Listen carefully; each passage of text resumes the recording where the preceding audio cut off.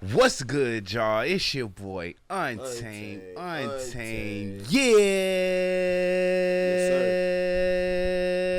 sir. boy. Yeah. Coming at you live for another episode of the Man What podcast. Man, What? I'm here with my favorite co-host, Khalil Jamal. Yeah, you know how I go. Every time we touch this mic, man. How you feeling, my boy? Man, I'm feeling good, man. It's been a good week.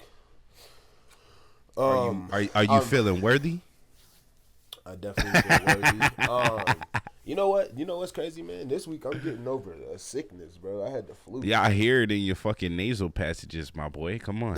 Get some Mucinex. Get that big bugger. Oh, man. Get that big bug out of there, man. Come on. Yeah, man. It's bad. It's bad. But, I mean, I'm getting better. I feel better. I feel a lot better than I did last week. So, yeah. You know, progression. But That's what's up. That's what's up. You know what's crazy? Like, the past, I'm over it now, but, like, the past last week, bro, I was stuffed up. I was sneezing and all that shit. I wasn't sick, though. I don't know if it was the allergies going around since spring right around the corner or whatnot, but right.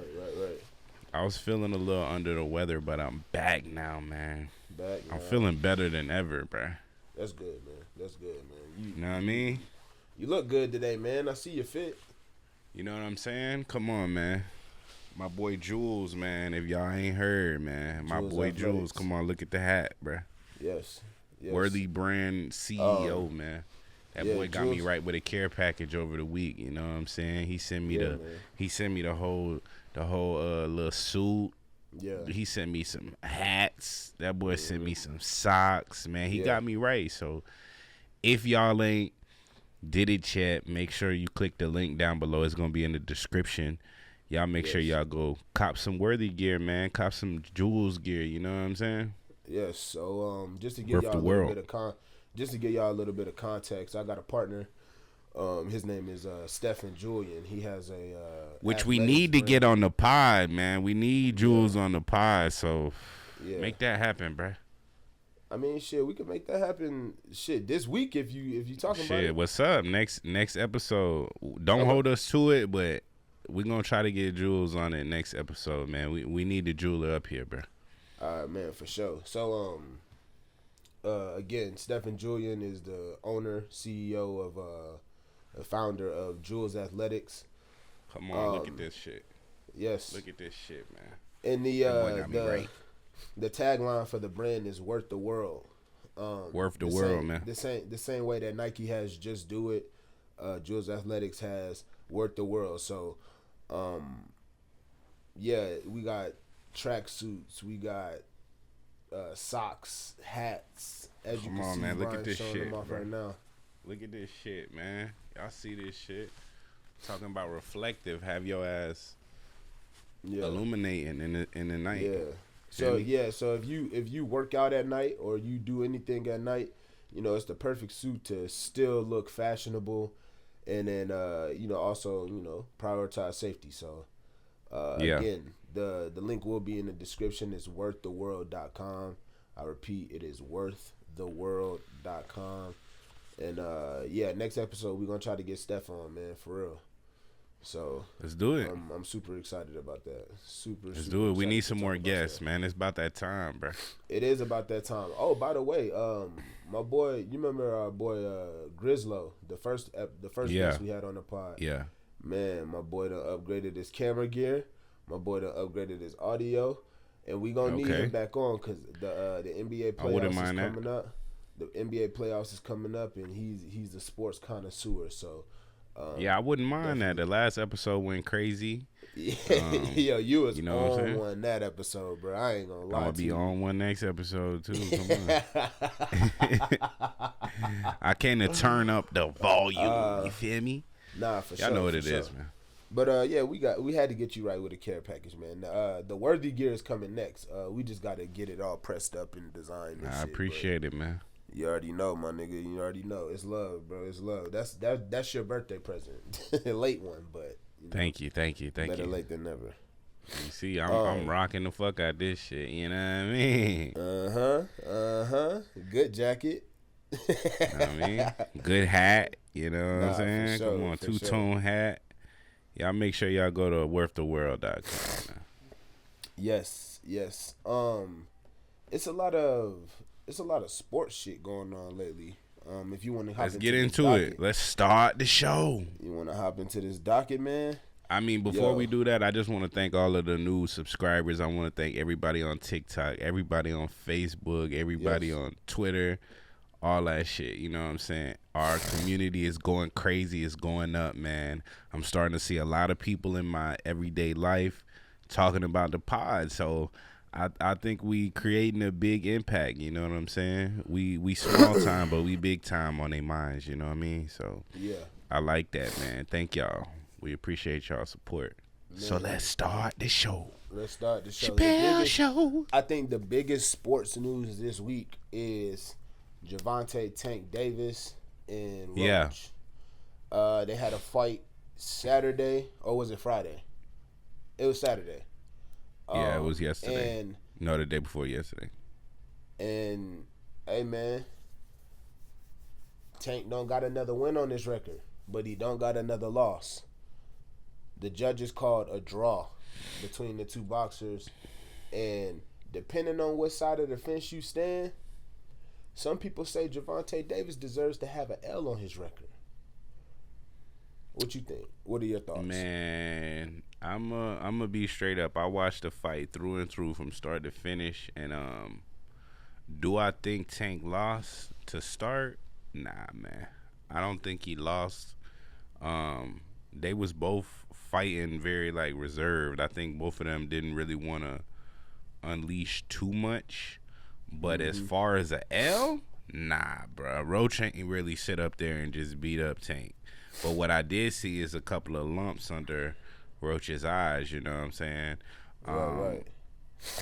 I think they both fought hard, so the draw didn't really surprise me.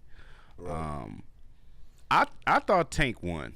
I thought Tank won because, and the reason I say that is because Roach didn't beat him. Right. And what I mean by that is he didn't beat him up.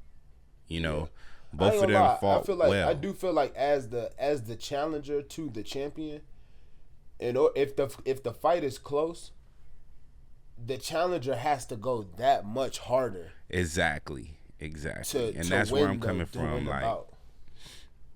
Roach did his thing. I'm not knocking what he did up there. Right. It was a good effort. Shout out DC. But he didn't beat him, bro. He didn't beat him. You know what I'm saying? And I don't know if y'all was watching it. Actually, I know y'all was watching, man. I know y'all seen it kneel by Tank. He said he kneeled because he just got his hair done. He has some grease in his eyes. I think ultimately that happening on a world stage like that, I think that ultimately led to the draw. Yeah. I'm not gonna lie. I think if he didn't kneel, he would have won. He hit him with more power shots. You know what I'm saying? And he landed more punches than Roach. Yeah.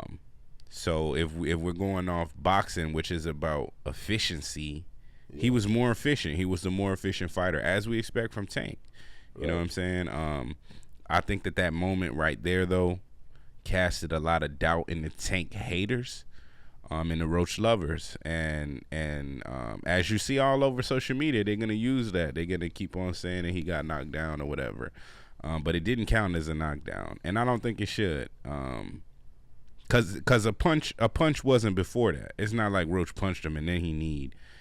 He told you why he kneed, but he shouldn't have did that shit. And I think that ultimately that cost Tank the win.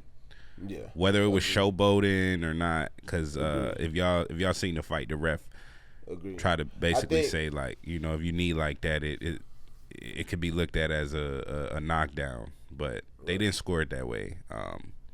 But I think that's what led to the draw, bro. I think Tank beat him because Roach didn't beat his ass like he should have. Right. So, right.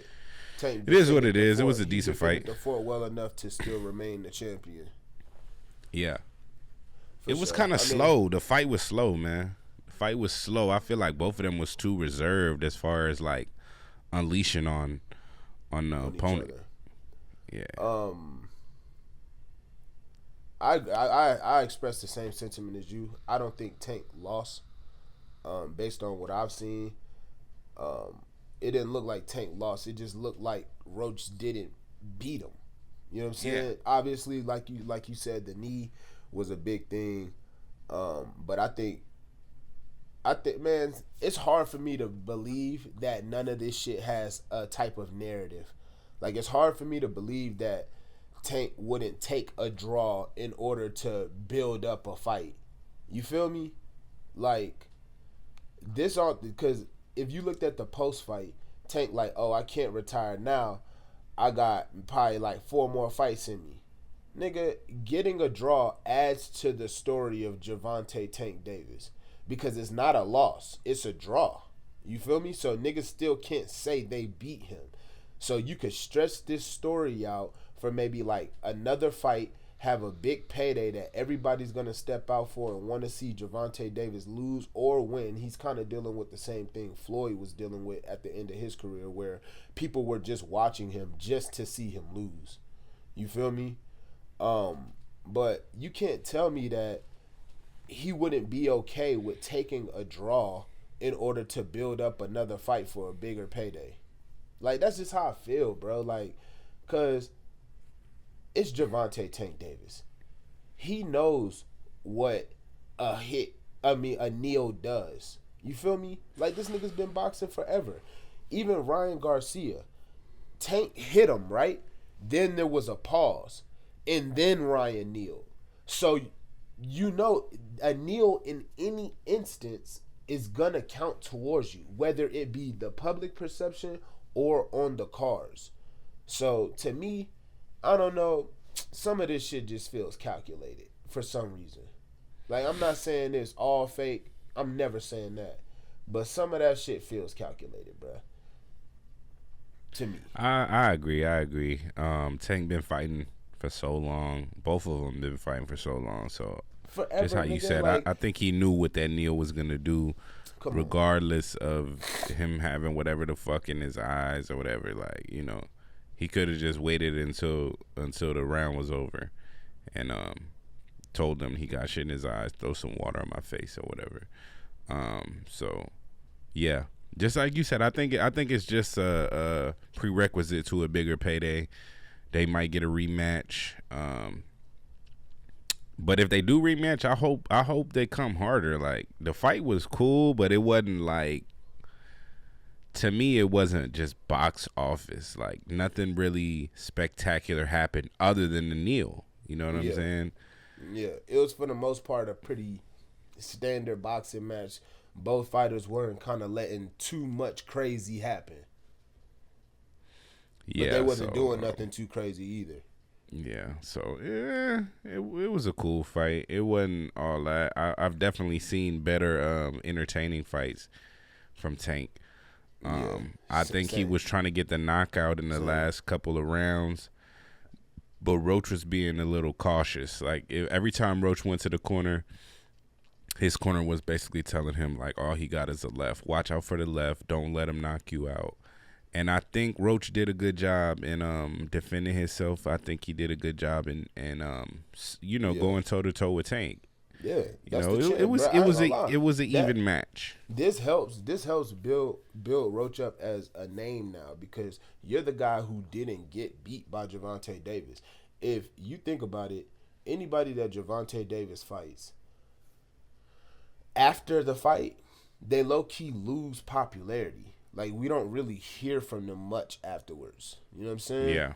So the fact that Roach was one to not necessarily beat Tank, but also not necessarily lose to him either, I think this helps build his name. This builds his story. This begins his legacy. So yeah, shout out Roach. Anything that he fights in post Tank, shit, I'll watch. Shit, for real. I'll watch that shit. And shout out to DC, man. Shout out to DC, because that's where you're from. I seen a lot of people on the timeline from DC, rapping for him. So I think that's dope, man. Yeah. I liked it. I liked it. Will I watch more Roach? Yeah, it depends. I didn't really know who he was before the fight, so I think Neither did that I. definitely Neither this did is I. this is his biggest fight. Mm-hmm. And it did put him in a spotlight, but I think that not getting the win is gonna count against him. No, As of far course. as like Of course. popularity, Of it's course. more of a draw to be the one that beat Tank than the one that draw Tank. Because I mean, this isn't the first time we've seen somebody go the distance with Tank. It's happened like 4 or 5 other times. So I mean, yeah, I guess it stapled him as a decent fighter, but Yeah. like I said, the fact that he didn't really beat him. The thing is, he's still gonna have to get some names under his belt. He's gonna have to get some more fights. But I think for your first big match, your first notable match to be against Gervonta Tank Davis, one of the best doing it, and then you don't necessarily lose, I think that does make people look at you a certain way. So, I do think obviously you're gonna have to go to the Shakurs. You're gonna have to box the Ryans when he comes back. The other people like that. But I think your first notable fight being Gervonta and you didn't lose. Hey man, I gotta say hats off. And then you already know that rematch is coming up. So during that time, nigga, you better be thinking about how to get this win. Because if you beat Tank, then what you're saying is valid, Brian. You on now, nigga. You beat Tank.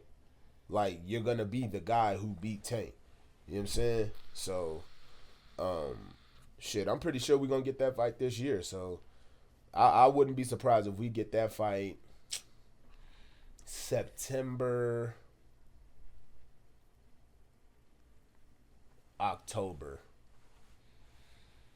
I think that's when we get in that fight. We get in that fight in the next 6-7 months. Easy.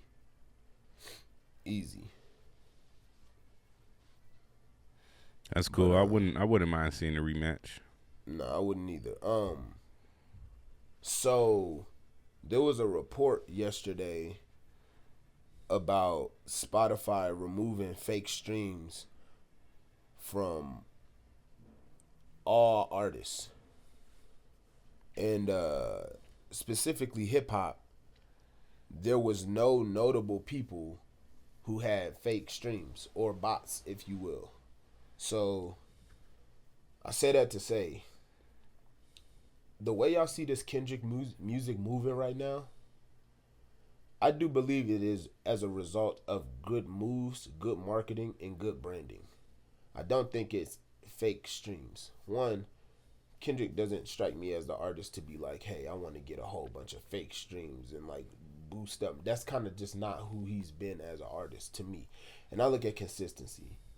Two, do you think the fake streams changes not necessarily the top level, right?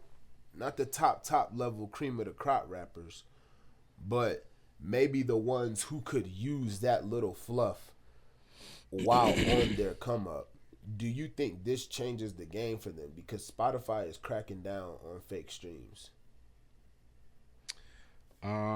Honestly, I think this hurts the local rappers. This hurts the city to city rappers. This doesn't really affect the mainstream big artists because just like you said, it's popularity. So even without the fake streams, I think a Kendrick or a Drake or a Travis is gonna do decent numbers. This hurts the local rappers. A lot of rappers even around my area, like I see them inflating the numbers and stuff like that. And really all the fake streams do is it just boosts your popularity amongst the people around you. You know what I'm saying? It makes you look bigger than life. And I think that them taking off the fake streams is a good thing. You know what I'm saying? It's just a reset. People could still use fake streams. They just took them off. They just took off the ones that are counted now. You know what I'm saying? People been using fake streams from time and time. And to go against your point about the Kendrick thing, it's not the artist's choice unless you're like an independent artist. It's not about whether you want to use the fake streams or not.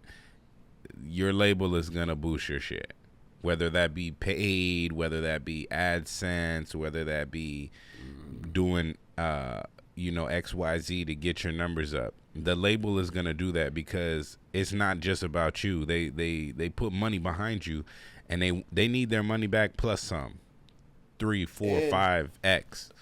So they're not gonna let you fail. And they doing some new shit. They doing some new shit where they don't bot the song specifically, right? Here's how they bot. They put a collective of songs in a playlist and bot the playlist. So it doesn't look like your song is necessarily getting botted. So it ain't too crazy. It's all these songs in this playlist being botted.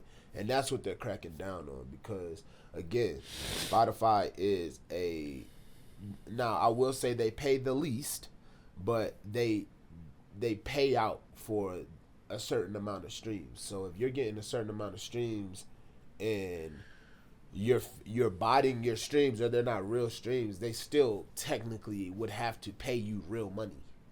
So, that's why they're cracking down on it. They're trying to, obviously hemorrhage funds. As we know, all the labels are kind of in bed with Spotify. Like, so it's just another way to, I guess, kind of, in a way, make fair of the game, but also not really because niggas don't get paid nearly as much for streams as they should. Like, niggas get paid, like, a fraction of a penny on the dollar. So, I'm going to say shout out to the scammers because, hey, if y'all niggas got some $20,000, $30,000 checks on some fake streams, nigga, that's finesse. Yeah. Like I said, basically you're just saying what I said. It's gonna affect the local guys. It's gonna affect the people who are trying to build a bigger base as far as their fans, and just make them look bigger than life. But I think it's also good for artists because it just forces you to get more creative. You know what I'm saying? Like, you really don't have to fake streams, my nigga. I think they're still gonna find a way to boost the numbers. Like that's the name of the game. Like the name of the game is to get the biggest numbers. But that's if you have a label behind you. If it's just you, it's gonna be a lot tougher. I think the name of the game is to get bigger numbers no matter who you are. Not saying that having a label, like I said, they're definitely gonna find a way to inflate your numbers. Right. Because if they can inflate your numbers, then what's the point of the label? You know what I'm saying? Like, if you're not gonna get bigger numbers on a label, then you don't need to be there. And I think that they still want to hold some type of value to say, okay, yeah, sign with us, and we'll give you this and give you that. You know what I'm saying? If you do the same numbers, there's no point in you even being on a label. I agree. But I see a lot of people like Dope Boys and stuff like that have money.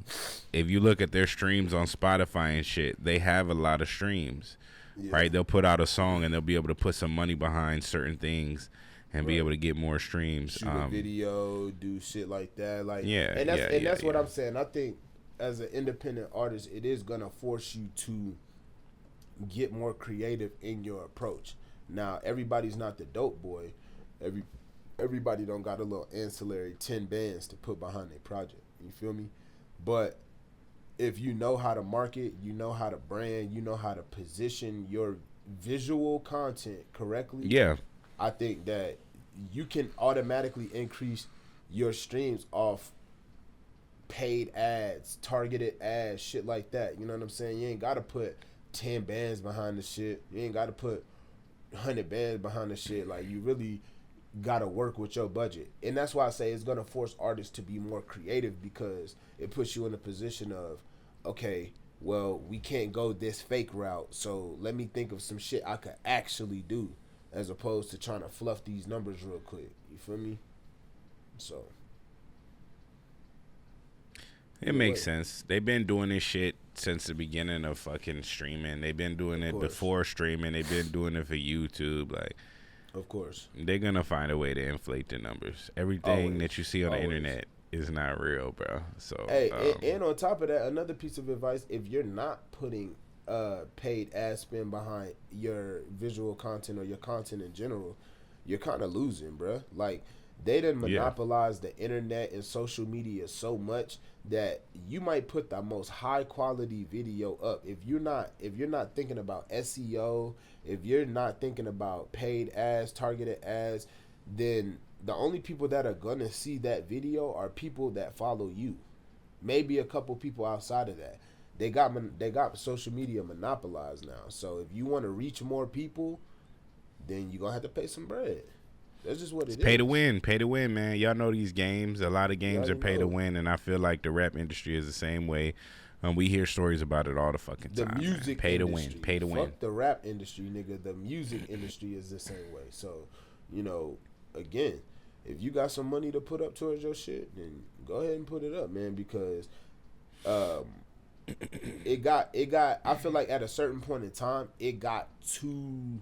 Like certain people got too big, and I think social media platforms seen that, and they was like, wait a minute, like we need to like monopolize this because we're letting them reach this amount of people for free. Yeah, like nah, that's not how business works. So, again, shout out to the creators. Shout out to the scammers, but this fake Spotify stream shit, I think is gonna carry over to a lot more platforms. I think YouTube is gonna crack down. I think obviously Apple Music, Tidal, all that shit. But hey, it's a creative time. Pick up a camera, get comfortable talking in front of this motherfucker.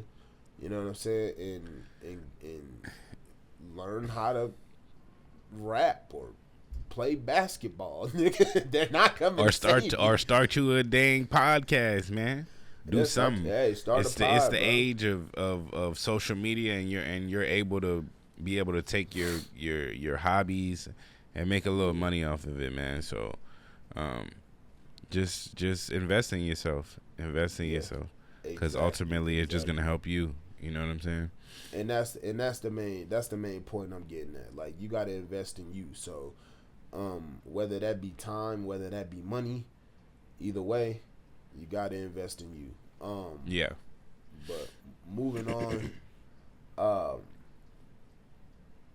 I want to talk about Nokia by Drake. Nokia by Drake. Baby girl. And the reason I want to talk about Nokia by Drake is because I've never seen a Drake hit that it seemed like people were trying to convince you was a hit. I'm not saying Nokia is a bad song. I'm not the biggest fan of Nokia.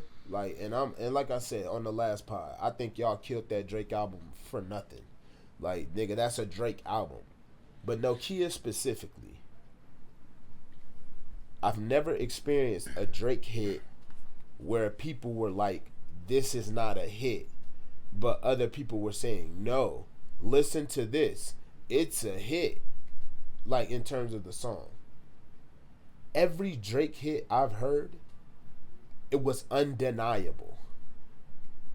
God's Plan, super hit. If you want to go back to Best I Ever Had, immediately knew it was a hit. Started from the bottom, immediately knew it was a hit. One Dance, immediately knew it was a hit.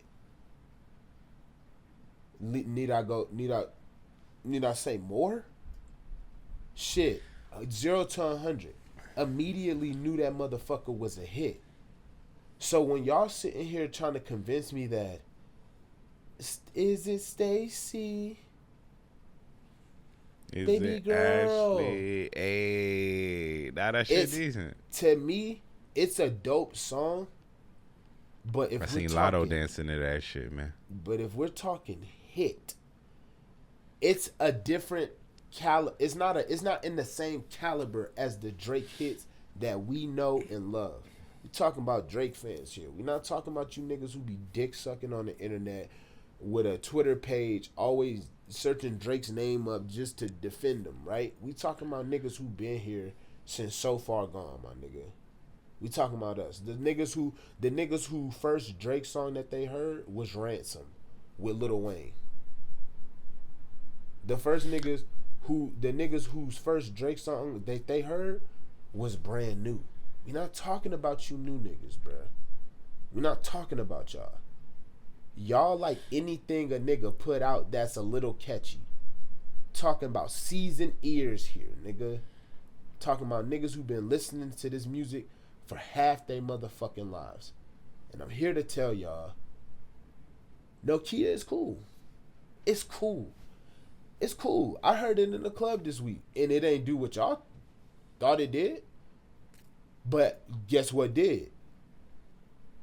21, can you do something for me? You know what else did? Spin About You. You know what else did? Fucking best I ever had. When this baby girl shit come on, I'ma keep it 100, y'all. It sounds like a fucking joke, bruh. It sounds like a record that, nigga, it's to me, Nokia is no different than like what's like a viral funny song, like Men's Not Hot. Like, it's like that, bruh. I'm saying that to say, y'all don't gotta gas everything. It's way better music on that project than Nokia, my nigga. It is. That's my piece on the situation. Man, I agree. I agree. When I seen that was on the Billboard, I was like, wow. There's a couple of other songs on the project that I thought would chart higher and be more of a hit. You know what I'm saying? There's a couple of songs that you could take and put some money behind, and that'll be the hit. Yes. But again, like I said last pod, I think that the reason that this Nokia is on the fence is because there isn't that support behind it, bro. I mean, I know they came to a settlement or whatever, but that's going forward. This project right here was released without the support and the tools of the label. This is mainly organic. So here's I my think thing. When shit is like catchy but not technically a hit, it's gonna burn out fast. It's gonna burn out really fast. This shit is gonna be like paper. Watch what I tell you. I think that that the only reason that it's not like I said, it's not up to par with all the other Drake shit is because it doesn't have the push. It doesn't have the radio play like it's supposed to for it to be his hit single. I think it's quality. It needs to be on the radio. It needs, bro. There's so many songs that aren't of quality that we sing all the time, and it's because it's pushed in our face. But we're not. But it's he doesn't have the radio play that he should for this song. I think that if this song landed on the radio and it was played on all the main stations back to back to back, like a true hit that a label wants you to think is a hit would be, I think that we'd have a different opinion on it. If it was pushed in your face like a Glorilla song or a Cardi B song all on the radio playing 50 times a day, I think that after you hear it the 20th time, you're gonna start being like, baby girl, even though right. Even if you don't like it, it's more of a funny type of song. There's other, but my whole thing is there's other songs. There's other songs on the project that could be positioned to be that. This is the organic hit, so I don't think that we could be mad that this is the one, bro. The fans chose this song. The fans are playing this song out, and that to me is what I feel like is a little odd. Like, to me, that's a little odd, especially from an artist of Drake's caliber. Drake didn't pick this song, bro. He put out a project, and the fans chose this song. And I think that we get to see what the fans want to listen to right now because he's not getting that support. I think that he would have picked a different song if he could have sat down with the label and said, okay, this is the song that I want y'all to push. Bro, this wasn't a label push. This is organic. This is the fans. This is what they want to hear. And I'm shocked too. But I don't think that we can count against Drake because this isn't the one he picked, bro.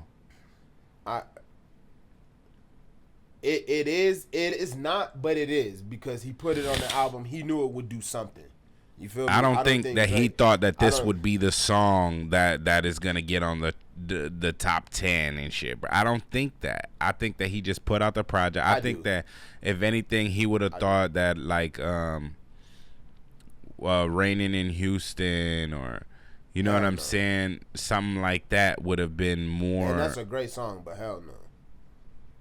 See, but that's what I'm saying, bro. We're only sitting here debating about it because there's not a label push behind it. My thing is, Drake knows what works, nigga. He's a hit maker. He knew Nokia with the "Is it Stacy? Is it Becky?" Like he knew that would catch. Like Drake, like he's not shooting in the dark over there. You know what I'm saying? Drake is a very, very, very, very calculated artist and writer.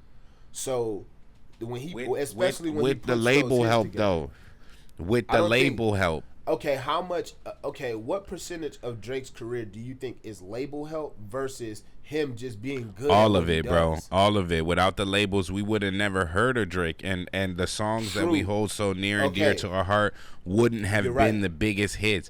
Best I Ever Had is a great song, but without the label, it's not a number one hit, bro. The same thing with the 21, Can You Do Something For Me? It's a great song, but without the label, bro, that's not a fucking hit. It's not. We heard it so many times. We resonated with it so many times and seen it on so many playlists and heard it on the radio that, believe it or not, hearing a song over and over again on different mediums multiple times a day is a subconscious thing, and it gets into your head and it makes you like it. I can name multiple songs from other artists that at first when I heard it I was like, man, this ain't it. Like, matter of fact, I'll give you an example. The very first time that I heard "Yeah Glow," I was like, nah, this ain't it, Glow. But then when I heard it the fifth time, I'm like, damn, matter of fact, this might be. Then when I heard it the 20th time, I'm like, nah, this a hit. But only because every time I turned on my radio, the first song I heard was "Yeah Glow."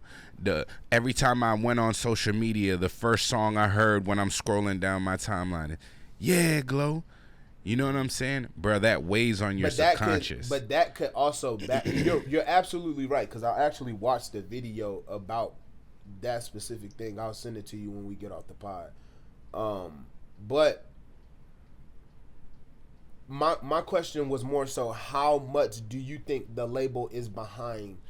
I think. Oh, okay. Let me finish. Telling Drake what to make. It's not about telling him what to make, bro. But this is where we're kind of getting off from each other's points. My point is not that the label is saying, Drake, this is the one we need to push. No. What I'm saying is, with the label, let's say this project right here. If he would have put out this project and they seen that in the market space, so you see it more, you hear it more, it's attached to more. Yeah, but listen. What I'm saying is, like, let's take this project. If this project was the one, they're not gonna sit there and say, "Hey Drake, we think this." Initially, they're not gonna say, "We think this is the one you should push." No, he's gonna put it out organically. Whichever song bubbles, now is go time. Now we put money behind it. Okay, Nokia is the one that's charting. Let's put another $1 million behind it. Let's put it on a billboard, not a billboard. Let's put it on a commercial. Let's get it on an ad on YouTube. I think that's coming. Let's do this. Let's do that. And then it would have pushed it higher than he would have gotten organically. My point was that I don't think they're telling him what to make. No. Just to hop on to your point, I don't think enough time has passed for us to make this judgment yet. This shit has. Last week it debuted at maybe like 50 13 probably 13. Now it's 10. So it's slowly rising. It's the going up. knows. But that's without the label, bro. That's what I'm saying. And I think now label. that they That's came to a settlement. That's not without the label. That's not without the label. But listen. I think it's not okay. Listen, when I say without the label, I'm not saying independent completely. I'm saying that without the complete, utter label support, this is Drake. Right. When he has a hit, we need to put this amount. I think that they were going through a time where they were like, you know what, fuck it, we're gonna let you do what you're gonna do. Not saying that I'm not saying they pick the songs and say, okay, you need to make a this, you need to make that. No, that's not the type of artist Drake is, bro. Just like you said, a lot of the shit that he put out is an undeniable hit, but I think that is because not only is it a hit organically, but because once it bubbles up, now they put more money behind it and they push the record further. And my point that's is what I'm saying. The quality of hit to me is not the same as what I'm used to for Drake. But we're in a different time. These are different ears that are listening to it. They're a lot of kids this past year and last year and the year before that turned 18, bro. These are a lot of new listeners, and I think that this song went organically because that's we're in the TikTok era, we're in the dance era, we're in the TikTok era. We're in like the eras. Pop type of era. This is not right now. Today is not a new era than it was from.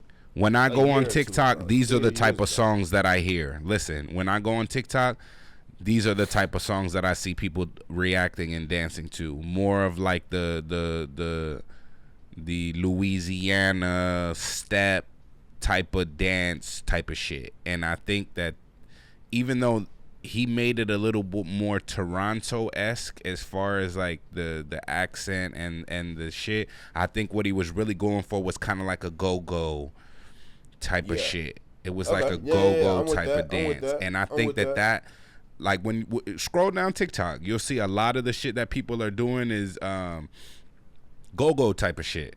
Very Louisiana, very southern influence type of dances, and I think that this song right here correlates to that, and I think that ultimately that's what's pushing the song up, because it sounds like what you're seeing on your feed.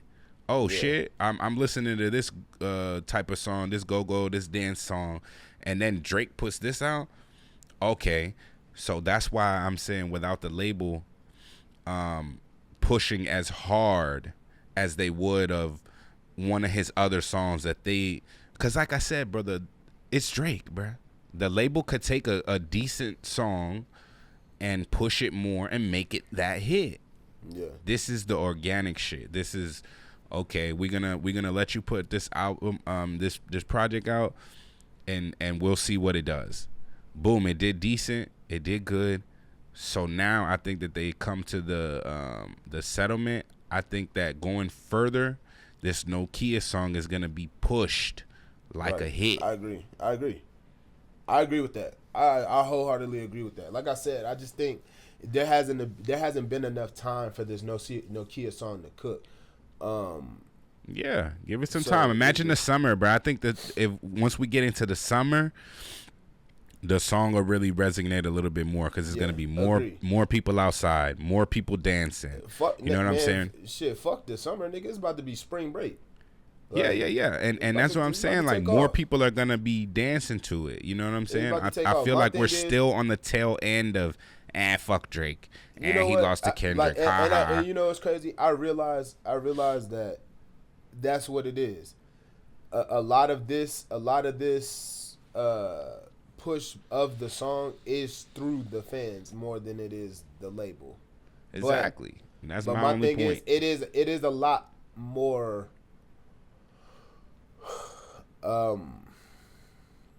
It is a lot more of a raunchy song than I think a label would like to push on in certain instances. So maybe it's just gonna take some time, and then the label will be like, you know what, We behind that. We about to be behind Exactly, that. exactly. Because it's still about making money, and if the fans, Agreed. even though this isn't the one that Drake would have picked or the label would have picked, sometimes you just got to put out a project and let the fans speak for it. And even though, bro, how many times have we seen artists do an interview and their biggest song or their biggest top 3 song, they're like, man, I didn't even like that shit. Right. Like, that is, when I made this shit, I was so high, or I was this or that, and I just put it out, and the fans fucked with it, so now this is my biggest song. Right. Like, you know what I'm saying? No, that's real. That's real. I agree with that. I want to say this.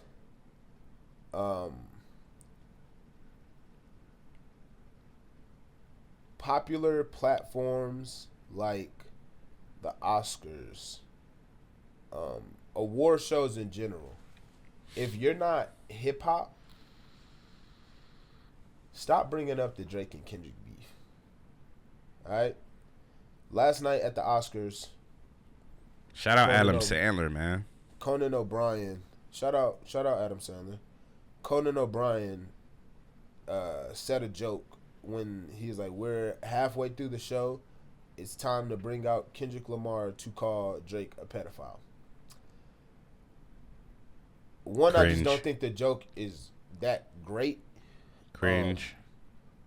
Two, it's just cringe. Like, y'all are not a hip hop platform.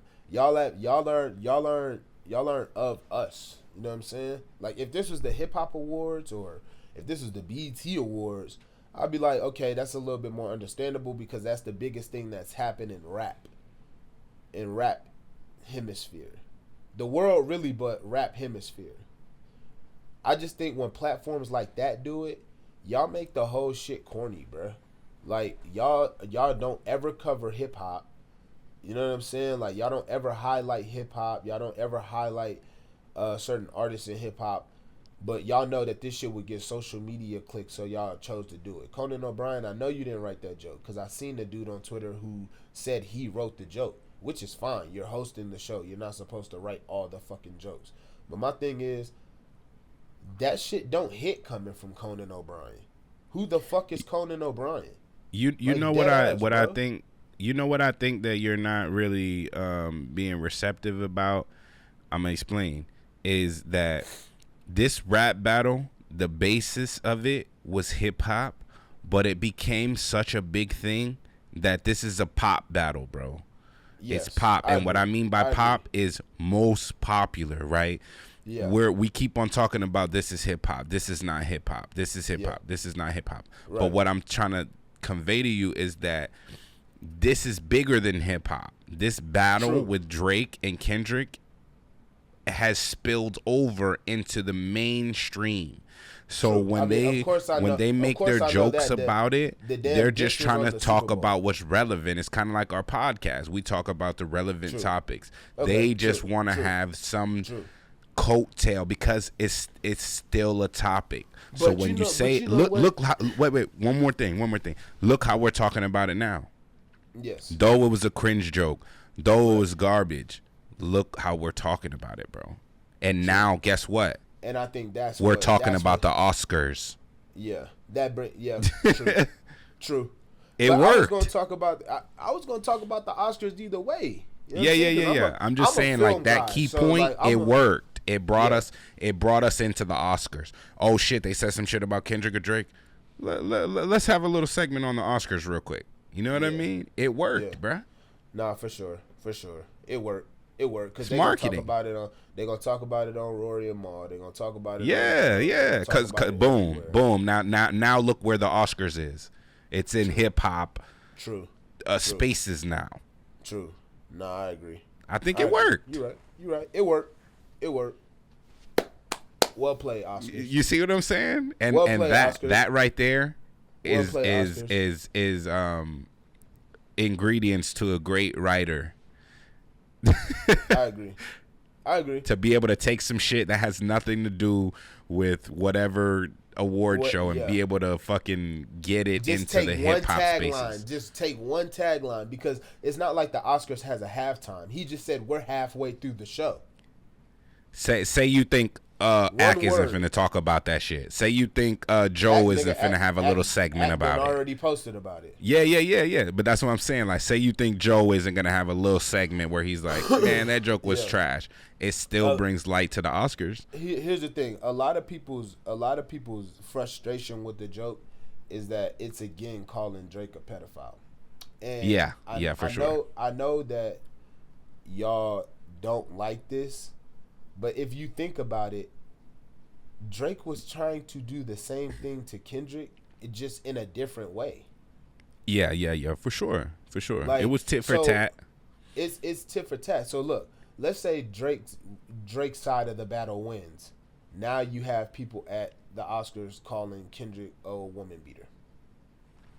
But I think that amongst like amongst the people who aren't hip hop, the butt of the, even though they don't understand everything that's going on with the battle, they know that the punchline of everything is Drake, Kendrick called Drake whatever. You know what I mean? Drake did the. We can say that on YouTube.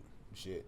Yeah, but that's what I'm saying. Like that's the butt of the joke for people who are not connected to the hip hop community. All they hear is the taglines, and the tag is Kendrick said this and that about Drake. Let's, we're not all the way tuned into it, but we know that Kendrick said that. Agreed. Come on, bro. Agreed. You see the type of people that are at the Oscars, bro. It's a bunch of whites. It's a bunch of elites. Like, I just think it's all like, it's performative, my nigga. So yeah, it's performative, bro.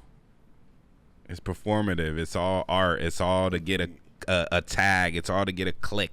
Come on, bro. Just like you said, we've been in that era. We're in the TikTok era. We're in the Instagram era. It's all about a fucking click. Yeah. It's all about a clip. Agreed. And evidently, all we're talking about as far as like the main point of the Oscars, especially in hip hop media, is the little clip when he said that shit. We don't give a fuck too much about the Oscars. Just think about it, bro. Shout out Timothy. We don't really Chalamet, give a fuck about it. Shout out Timothy Chalamet, though. You know what I'm saying? He had that shit on, and I fuck with Timmy. You know what I'm saying? Shout out. And another thing is, bro, I didn't even know the Oscars is on, and this is coming from somebody who's more in hip hop. I didn't know the Oscars is on. I didn't watch the Oscars, but you know what clip I seen? That Conan O'Brien clip. Exactly. Exactly, bro. Of course. Of course. Hell yeah. But shout out to Oscars though. Shout out Adam Sandler for coming in. Shout out Adam Sandler for coming in the basketball shorts and the sweater hoodie. You know what I'm saying? Basically saying, man, fuck y'all. Nigga, that's a fit you roll over in and go get the pizza from the door. You know what I'm saying? He wore the late night going to get a slice fucking outfit, and I fuck with that, man, because everybody over there is all hoity-toity and all. Hey, that nigga look like a nighttime DoorDasher. Oh God. Shout out Adam, though. I fuck with Adam Sandler. One of my favorite actors, bro.